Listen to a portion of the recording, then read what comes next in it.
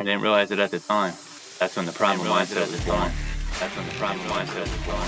That's when the primal mindset was born. And this is the Primal Mindset Podcast coming to you from the studios in Long Island, New York.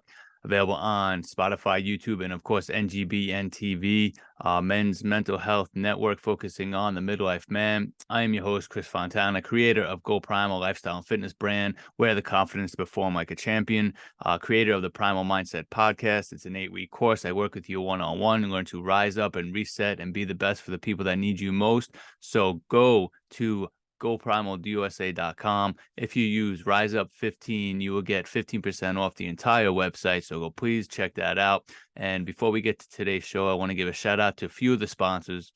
We got Proof No More, premier marketplace for all non-alcoholic craft beverages consisting of non-alcoholic beers, wines, mocktails, spirits, mixes. Coming up on 5 years of sobriety, I enjoy a nice cold Lomza. It's alcohol-free lager-style beer. Check them out at proofnomore.com. Use code CF10, 10% off.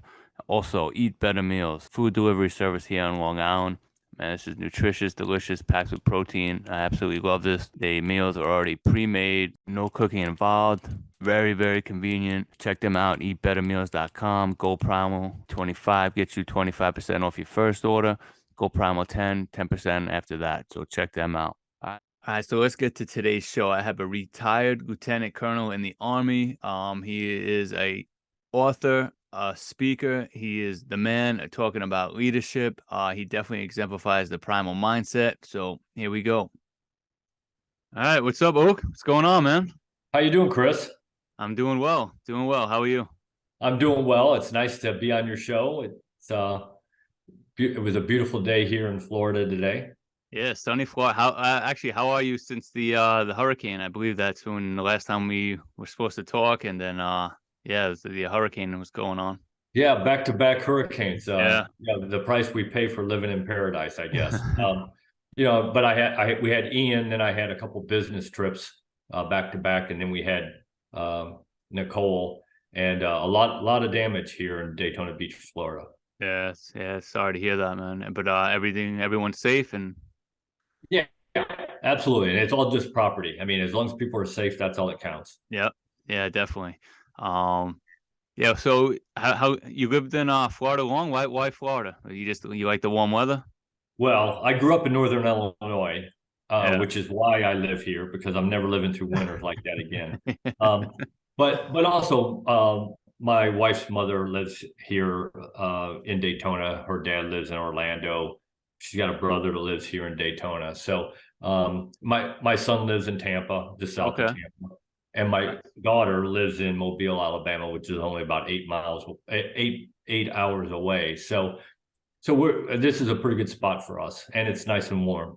Oh yeah, that's a good thing. I'm not I mean I like the change of seasons. I like the fall. I like the winter until after New Year's, and that's it. Like it's nice to have the colder weather during the holidays, but after that I'm like, all right, man, let's go with the summer. I was always a warm weather guy. I always liked the water and boating and fishing and all that. So I can fish year round here, and I do. So I mean, I love it. What you do, big game, or what do you like to do? So I have my yacht is only a 17-foot John boat with a 40 horsepower engine. So I don't go anywhere near the ocean. I'm back in the mangroves and in your coastal waterway, and back in the creeks and things like that. All salt water these days. But we fish for redfish and sea trout and flounder and mangrove snapper and those kinds of things. Nice. So you're not a catch and release guy, right? You catch and eat. So certain ones I will keep, but most of them I release. Yeah. Oh yeah. Okay. Yeah. Me, I'm all about eating. Yeah, well, I am about specific ones, and my wife is very specific, because I could fill the freezer with fish, and we just don't like fish that well. I mean, we like it, but I don't want to eat it every night. Yeah, I'm a beef guy. I'm a beef guy. I want beef. Yeah, I'm the red meat is always good. I actually get my meat from Butcher Box. Okay. Yeah. So it's good, and yeah, but I mean, I love seafood as well. I'm pretty much. I mean, I'll eat anything. Yeah, so, me too. I mean, my wife and I we're basically on the carnivore diet, and we eat meat every night. I mean, tonight we had bacon and eggs, and Yeah. last night we had steaks, and the night before that we had taco meat. And so, it's just that's what we do. Yeah. So, I mean, are you strict with the carnivore diet, or is you Pretty gonna much, slip in some veggies or any yeah. breads? Yeah. No, I mean, every once in a while I will, or my weakness is French fries. Yeah. So when I get a burger sometimes, especially on a business trip, Yeah. and then I sometimes fall and I'll eat the hamburger bun and some French fries, but Okay. very seldom. We pretty much stay. Our goal is to stay below 20 carbs a day. So Okay. Yeah. Yeah. I hear. It's. I mean, I wouldn't mind the carnivore diet because I just love meat. But it is hard to stay away from pizza here in New York, man. So it's. yeah, I always tell people that the things that were the hardest was potatoes, because I grew Yeah. up on potatoes. So every kind of potato, including potato chips. I used to eat a bag of potato chips a night. Yeah. And then pizza, because I love pizza, Yeah. and beer. And so Yeah. That's a tough one. So those were the three hardest things to do. you can't drink beer, I guess, on the Bread was hard too. Bread, I like. Yeah. You could if you drank like Michelob Ultra, where it's you get almost no carbs. Right. But if you want to stay below 20 carbs, you really can't. So Yeah, it's tough. I mean, I messed around with the low carb diet, man. I just couldn't do it. I mean, and I was probably trying to do like 50 grams a day. Yeah, it just wasn't for me. yeah, But it's not for everybody, and that's yeah, okay. yeah. I hear good things though about the carnivore diet, and I try Well, and what's here's that? what I'll tell you. Here's what I'll tell you. My wife for years wore earplugs to bed because I snored so loud. Yeah. 5 days into the carnivore diet, I stopped snoring. Really? That's interesting. Because I guess it has to do with the inflammation from the carbs and all that. Mm. So it would cause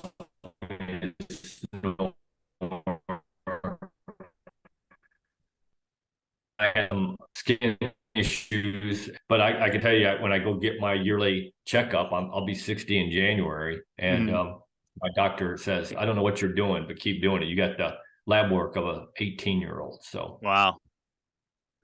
I take no medicines. I'm on no medication whatsoever. I don't even take aspirin. Yeah, I try not to put pretty much anything in my body that I don't have to. But That's right. actually, yeah.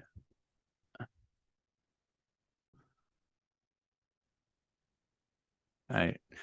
Yeah. So yeah, I was saying, man, I don't really mess with aspirin. I try to, I mean, I'm in recovery anyway. I have 5 years of sobriety. So I don't try not to do any, yeah, I've had surgeries since then. And I mean, they weren't major surgeries, but it was enough where I was uncomfortable and I still didn't even touch anything. I was like, man, Yeah, I don't either. I'll just deal with it. And, Yeah.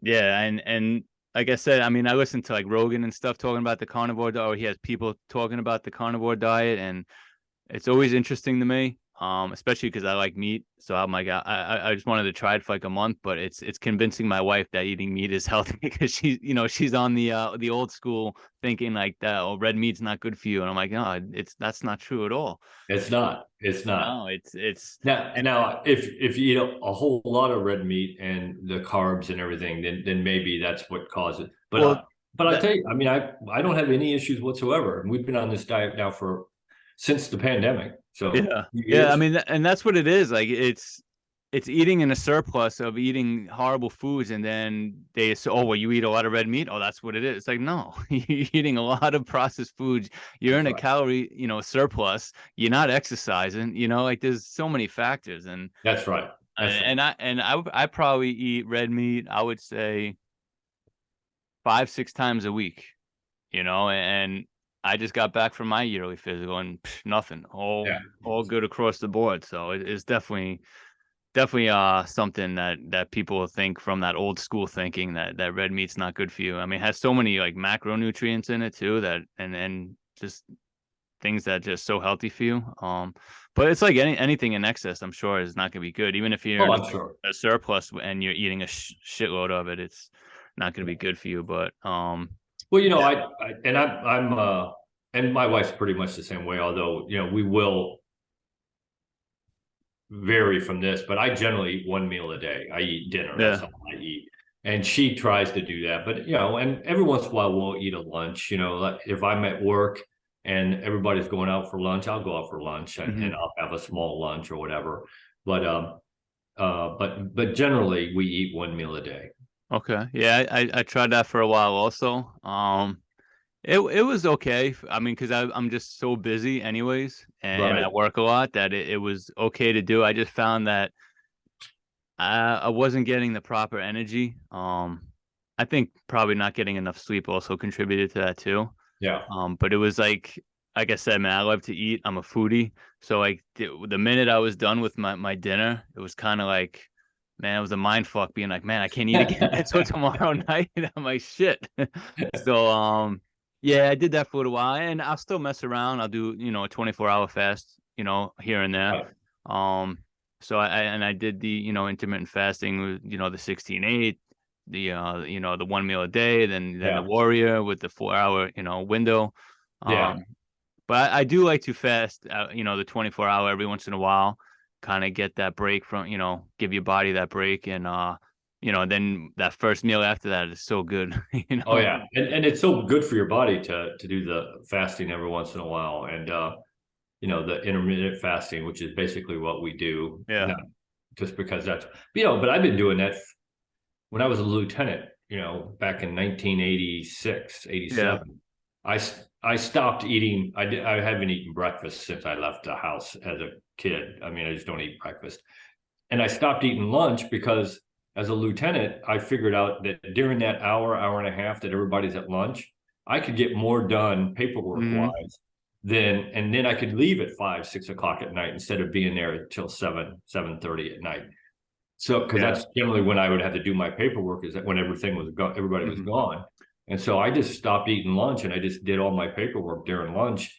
And so I got all that stuff done.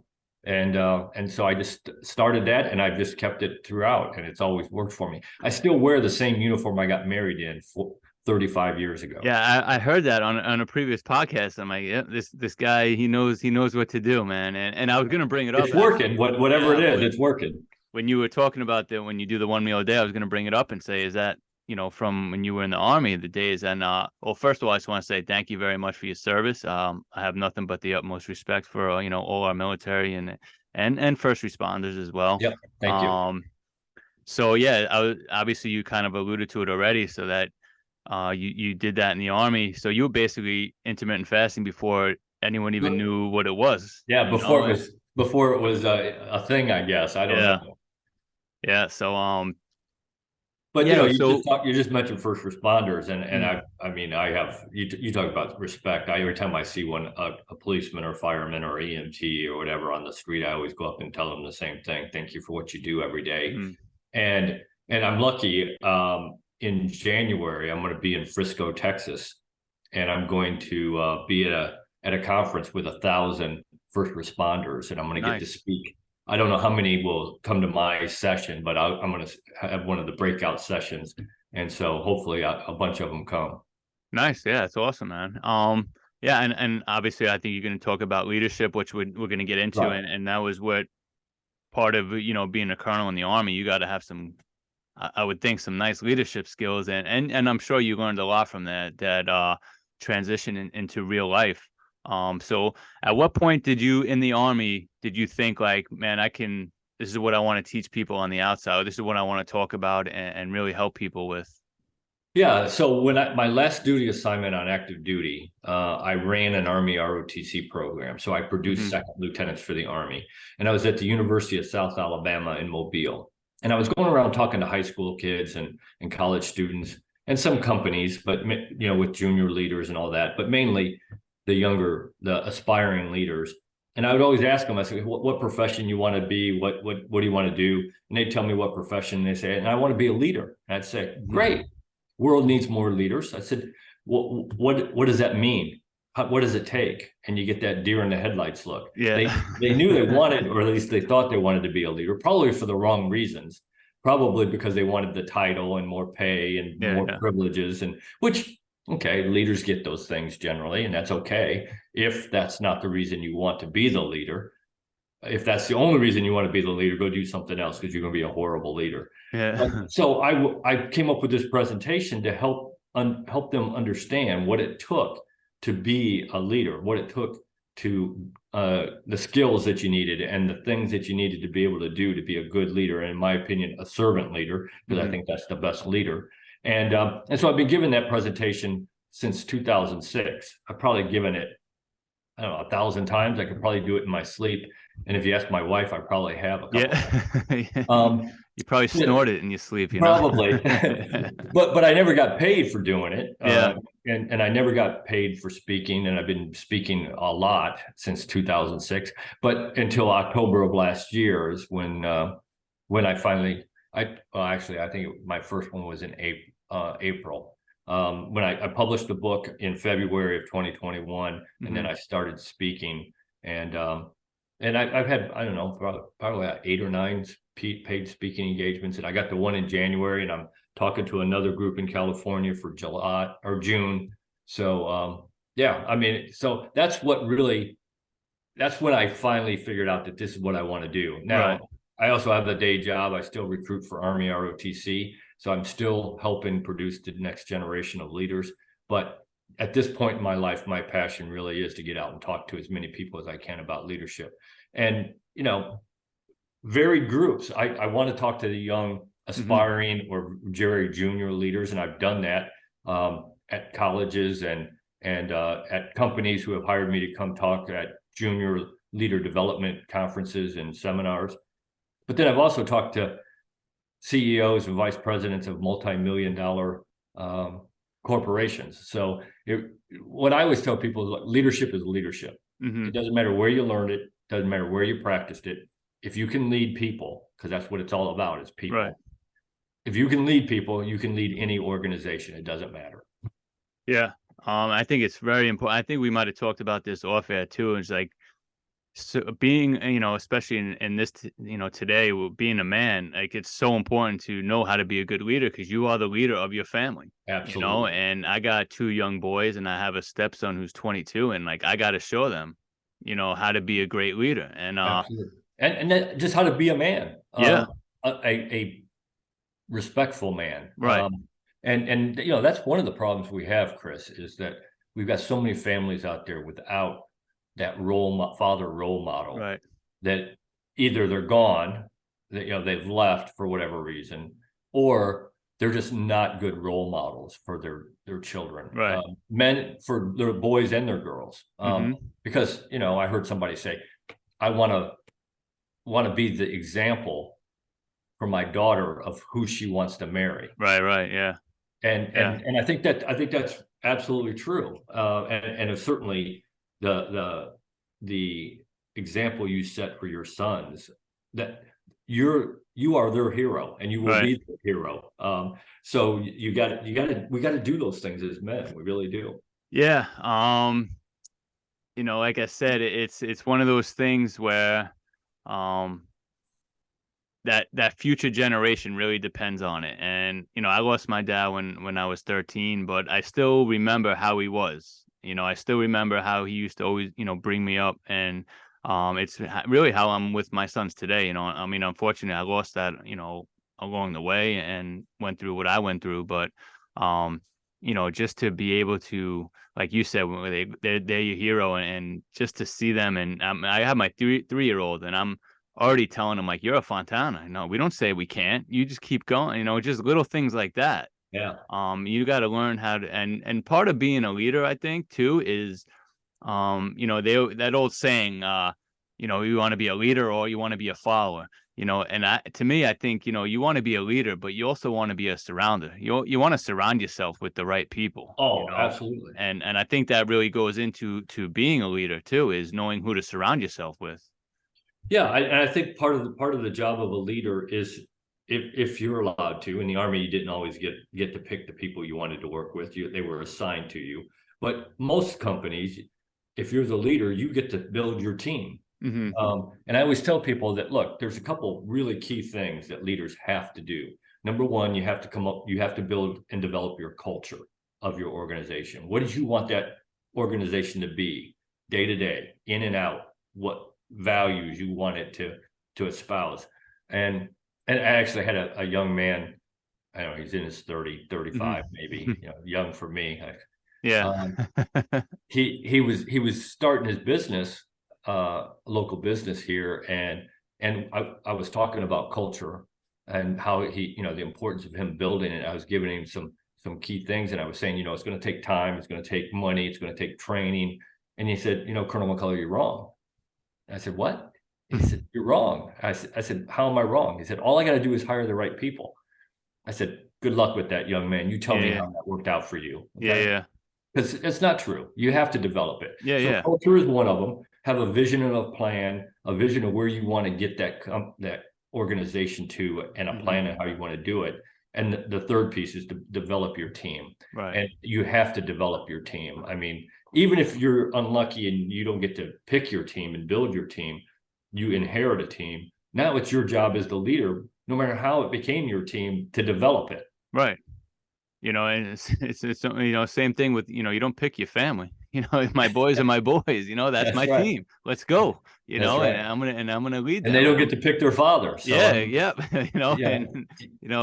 God willing, I'll be around for a while to see them grow up and lead them into becoming a man, and then they do it for their kids, and that's just how you keep those generations going. And I think some of that's lost, I think. But we have people like you going around and teaching it. And what's some of the main points that you talk or that you teach people? Yeah, so I say a couple things. I say, first of all, if you're a leader, and I can tell you whether or not you're a leader immediately, because one of the first questions I ask somebody who tells me they're a leader, I said, okay, great. I said, who are you mentoring right now? And if the answer is nobody, then you're not a leader, you're a boss. Because leaders produce more leaders, like you just said earlier. I mean, we don't produce followers, we produce more leaders. Right. So it's our responsibility as current leaders to develop that next generation of leaders. And I had a guy who worked for me, Master Sergeant David Powell.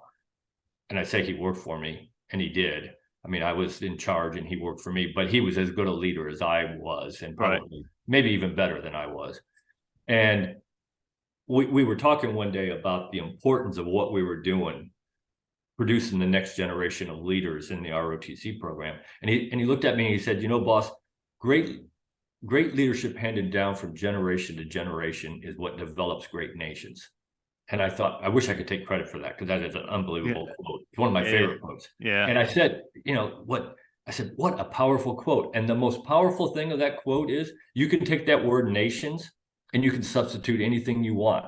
You can substitute company, organization, sports team, hospital, food bank, military, family. Doesn't matter, because all of it needs leadership. And it's the current generation's job to pass it on to the next generation, and they pass it on to the next generation. Yeah. So that's one of the first things I tell people, is that that's our responsibility. The second thing I tell people is that it's not about you. It is about selfless service. If you think leadership is about you, go do something else, because it isn't.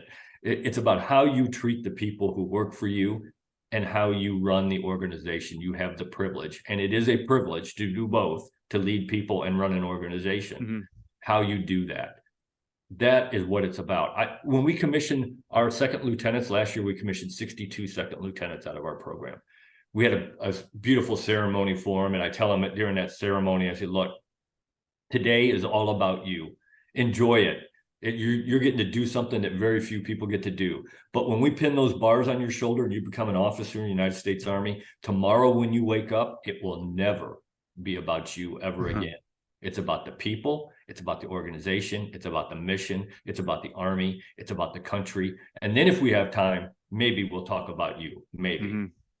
So that's the second thing I tell them. And then the third thing that I really, really emphasize that leaders have to be able to do is communication. And I go through all the different forms of communication. Yeah. Oh, yeah. I mean, that's got to be definitely important to communicate. You got to communicate with the people that, if they work for you, you got to communicate how you want things how you want them ran, and communicate them with, feedback, if they're doing something wrong, if they're doing something right, Right. you gotta be able to communicate and, Well, Chris, I always tell people this. I said, it's easy to give feedback when somebody's doing something great. yeah, Walk up and pat them on the back yeah, and say, yeah, "Great job." We all want that, and we all like to do that. That's easy. The hard part is to look somebody in the eye and say, "Hey, Chris, you're not meeting the standard." yeah, And here's the difference between a boss and a leader. A boss says, "Chris, you're not meeting the standard. Fix it."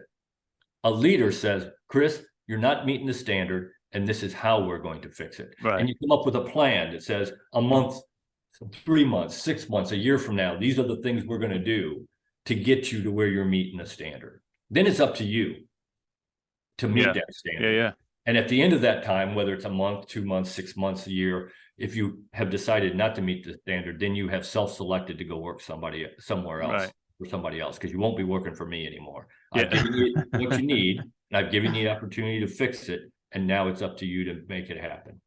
But right, that's the hard part, is to look them in the eye and say, "You're not meeting the standard." And one of the things that I always tell people is you have to do that, because they may not even know that they're not meeting your standard. right, yeah, If you don't tell them, how do they know? yeah.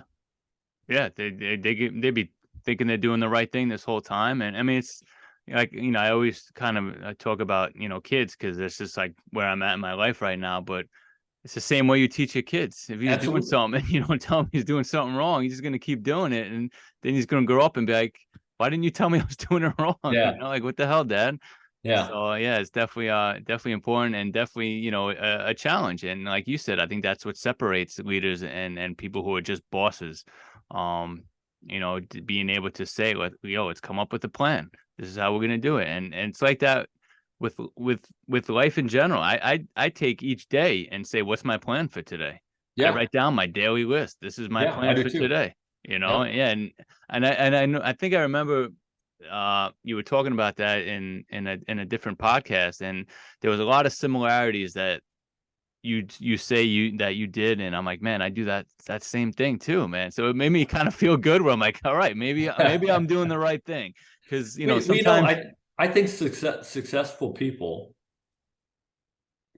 do a lot of the same things. That's what yeah, makes them successful. No, I mean, some people do some other type of things, and some people aren't as self-disciplined or have a routine. I'm just a very routine guy, yeah, 23 years in the military, yeah. I was gonna 40 say years. the army will do that to you. It will. Yeah, 40 years associated with the Army. I'm very routine oriented. I want things, and it doesn't mean that things won't vary from that. I mean, hmm, when I write down each night what I want to do the next day, sometimes I don't get to any of it. I'll walk in yeah, the office and everything just blew up, and it's like, okay, well, here's everything's changed. This is the priority now. I said, okay.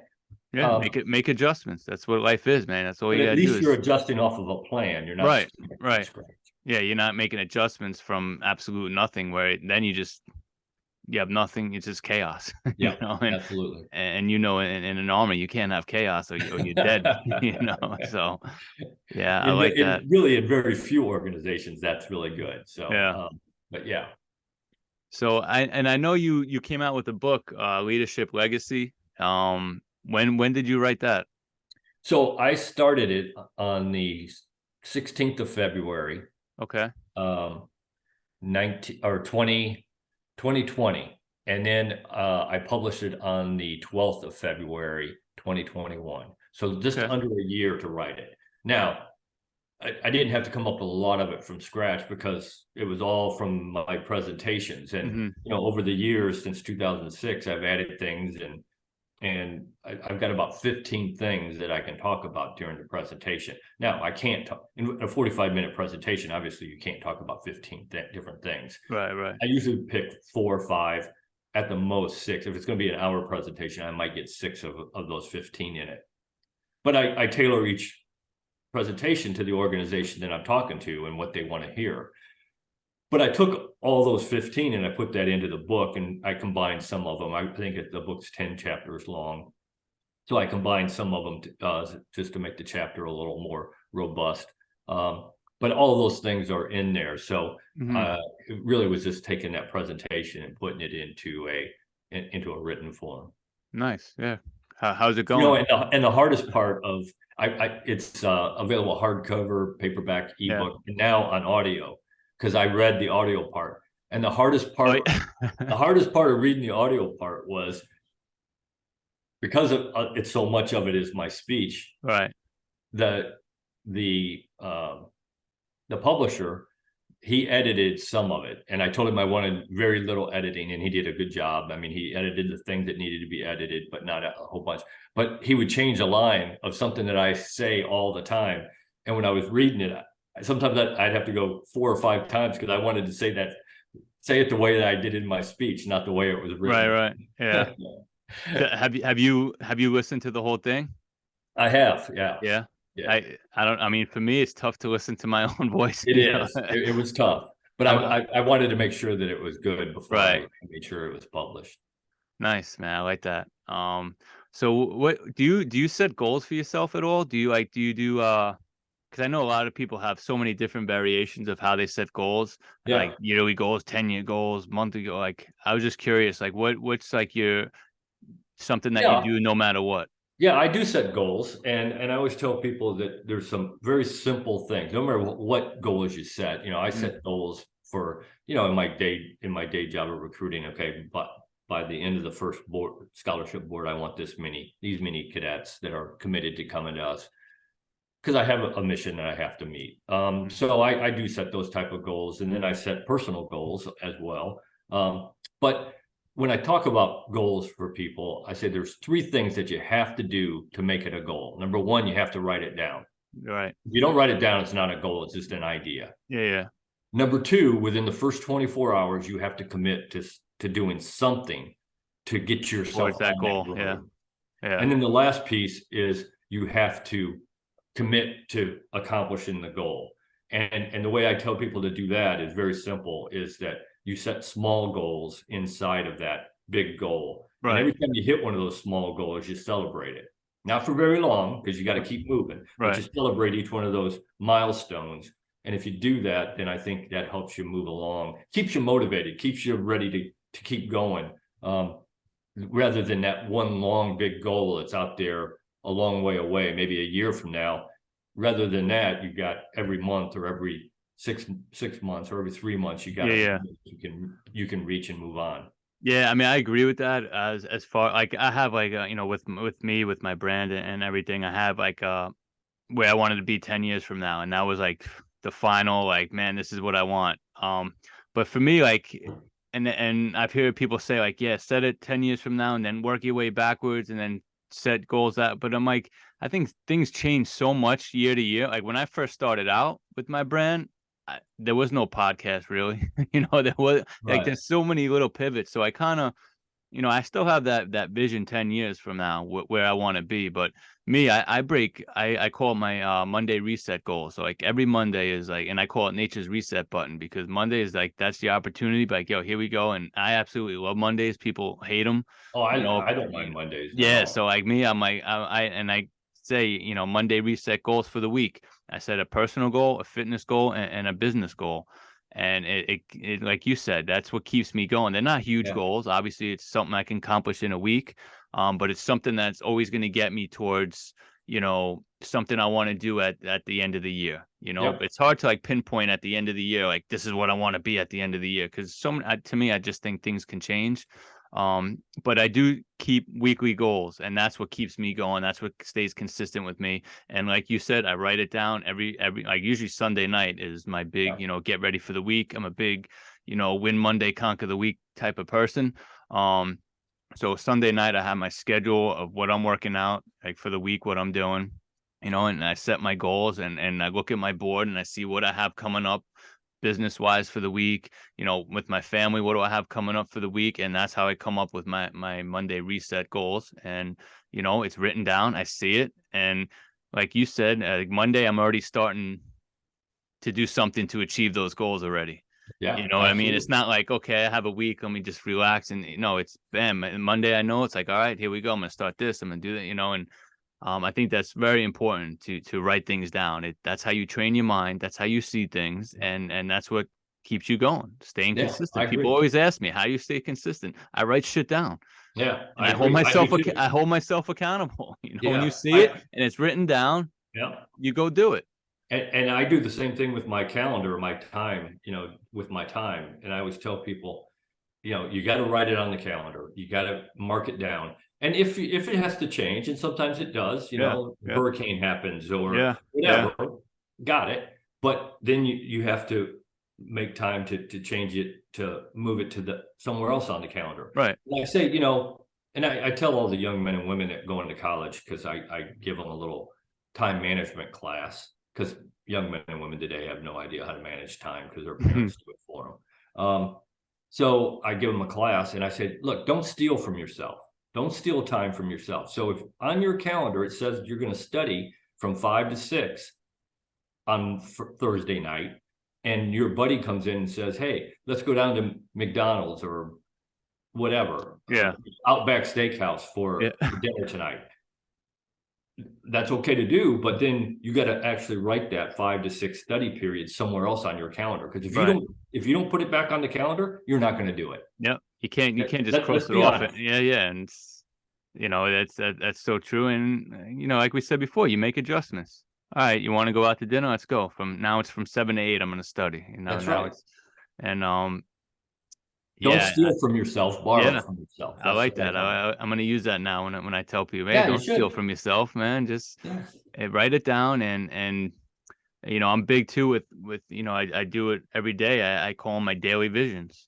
I usually write down 3 things of the person that I want to be or need to be for that day, whatever it is, it's that day, and I set them in the morning, and bam, I have a reminder that goes off throughout the day. So my mind constantly sees it.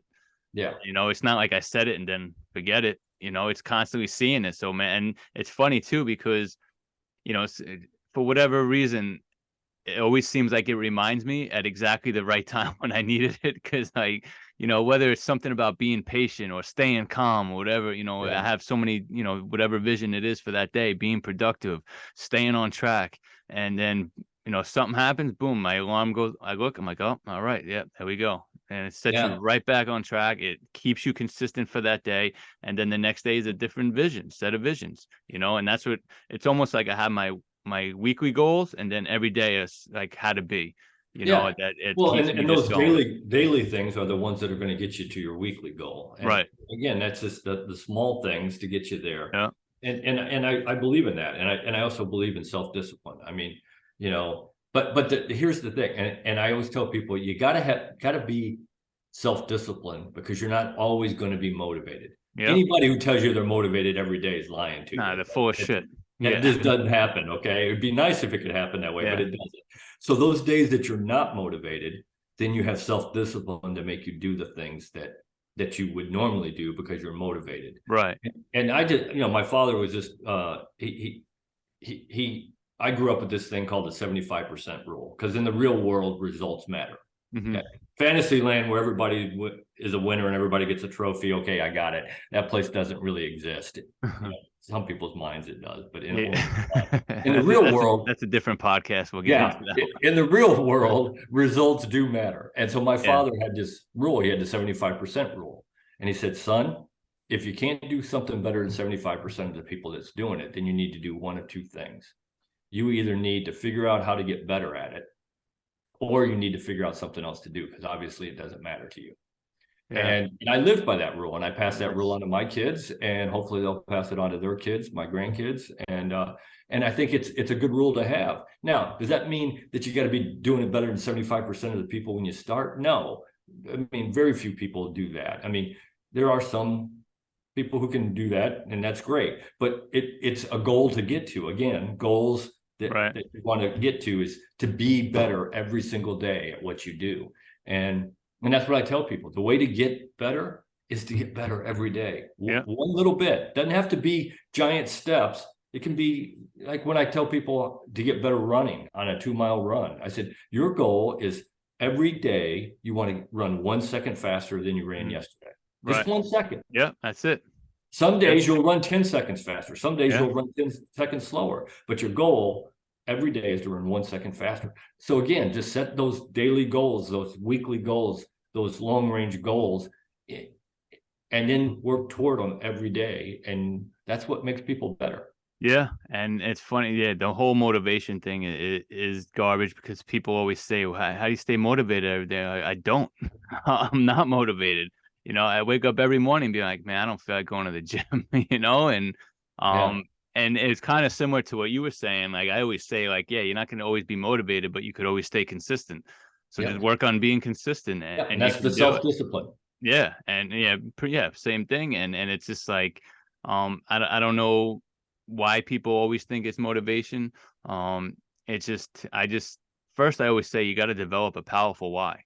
If you have a powerful why, man, then Yeah. don't worry about motivation. Yeah. Motivation will come down the road when you start progressing and you see progression. And what helped me in the beginning of my whole journey before, going back to, especially when I was like 300 pounds, I would do these, basically these like CrossFit style work before CrossFit was even like that big. These CrossFit style workouts where it's just body weight exercises. And I can like, man, I was struggling to do 10 push-ups. I was embarrassed. I'm like, man, what the hell? But Yeah. I would time myself how long it took me to do the whole workout. And I just tried to get 1 second better, Yeah. and I would write it down because if you don't write it down, if you're not keeping track of it, like I wouldn't know that I beat it by 10 seconds or 5 seconds. So Yeah. like I would be like, man, I still feel like shit doing this. Yeah. But the fact Absolutely. that I wrote it down and saw it, like, man, I beat it by a second. All right, fuck it. I'm getting stronger, man. All Yeah. right. It And motivates you. that's how you gain the motivation to kind of keep That's right. going. That's And right. that's like that was a big thing. Like just be better. And like you said, sometimes you're not going to be better. You know what? Because you're going to feel like shit some days. And maybe I was 10 seconds slower. But in my mind, I say sometimes you're better by being worse because you were not feeling great. And you That's still right. got up and you still did it. You still So, pushed yourself. So so that's what, mentally, you got better. absolutely. So that's what I tell people, Chris, when that kind of thing happens. I said, look, all that we're asking, and all you should be asking of yourself is that you give 100% every day of what you Yep. do. So your 100% today might only be 70% because you're not feeling well Yeah. because of things outside your powers. So today your 100% might only be 70%. Okay, you gave 100%. That's all you can do. Yeah. And if you do that every day, then that's all that anybody can ask from you, and that's all that you should be able to ask from yourself. Yeah. And eventually you will get better, you will get stronger, you will get faster. And then that's what I always tell Yep. people, man. You're not always gonna feel like it, but just stay consistent and eventually you will find a way. And that's how you spark motivation when you see progression and you see yourself getting better. Yep. I And agree. yeah, so all right, man. This is definitely was good. I think we have a lot of similarities. I definitely would love to have you back on at some point when All you got to do is ask, Chris. I'll come on yeah, anytime. definitely. And just kind of give the audience and my listeners some information like the next speaking engagement or where they can get your book or where they can find you on social media. Right. Yeah. So my next speaking engagement is the one in Frisco, Texas, right outside Okay. Dallas. It's going to be for the first responders. And then my book is available on Amazon. If you want a signed copy, then go to my website, www.ltcoakmcculloch.com. And I got my phone number on there. I got my email on there. I'm on LinkedIn. I'm on Facebook. I'm on Instagram. You can send me a message and say, I'd like to have a signed copy, and we'll figure out the best way to make that happen. Just went over 1,900 books sold. Nice. So, and probably about 200 of those were people who sent me a message saying, I'd really like a signed copy. So we figured out the best way to make that happen. Awesome. Well, Oak, this was a great time. I really appreciate you coming on and giving my listeners the some info and some tips how to be a good leader. And looking forward to doing it again. Yeah, absolutely, Chris. Like I said, anytime. I appreciate you having me on the show, and I'd love to come back. All right, man. I'll talk to you soon. Okay, have a good All right. night. You too.